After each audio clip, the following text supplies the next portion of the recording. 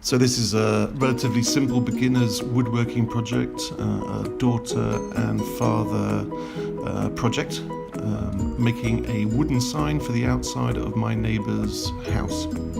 So we got a piece of wood from the wood merchants cut at an angle made out of oak and drew some letters using a ruler and pencil for the outline of the name of the house. We then used a cheap, round, semicircular chisel and hammer to cut along those lines to make a groove. You can see how easy it is. My daughter was able to do it and she's 7. Then we filled those gaps with cut-to-fit pieces of twisted and straight willow, gluing them down with wood glue and then covering them entirely in cheap wood glue and leaving that to settle overnight. Doesn't look very good initially, but as you'll see from the next slide, once it's been left overnight, it looks really quite good.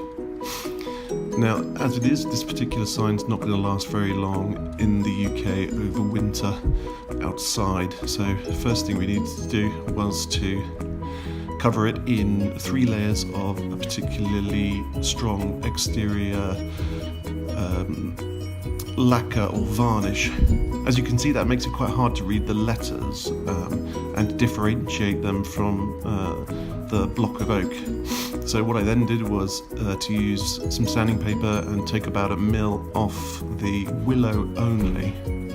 This gives a better differentiation between the wood and the willow, as you can see, and I then applied a clear lacquer and bolted it to my neighbour's fence using a drill and a very long bolt.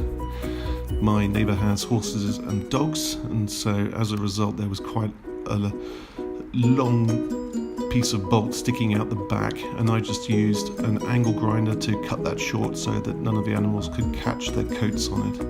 And as you can see, I'm quite pleased with it. I think it looks pretty good. Don't forget to subscribe.